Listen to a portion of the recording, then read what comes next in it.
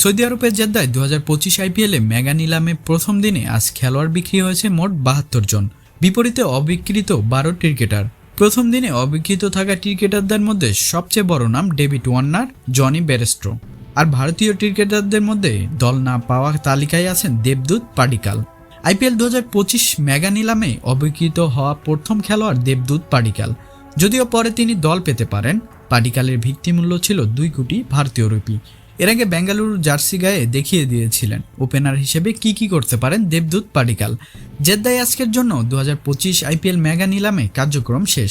তবে Australia opener David ওয়ার্নারকে প্রথম দিনে দলে নিতে আগ্রহ দেখায়নি কোনো ফ্র্যাঞ্চাইজি। টেবিল জুড়ে ছিল নীরবতা। একই অবস্থা জনি বেরেস্টোর ক্ষেত্রেও। ইংল্যান্ডের কিপার ব্যাটার জনি বেরেস্টো গেল আসরে পাঞ্জাব কিংসের হয়ে টুর্নামেন্ট মাতান। আপাতত বেরেস্টোরকে কেউ কিনল না। তার ভিত্তিমূল্য ছিল 2 কোটি রুপি। আজ অবিক্রিত থাকা ক্রিকেটারদের মধ্যে দল পাননি আফগান বোলার ওয়াকার সালাম খেইল। আইপিএলের অভিজ্ঞ স্পিনার পীযুষ চাওয়ালের জন্য কোনো দলই আগ্রহ দেখায়নি।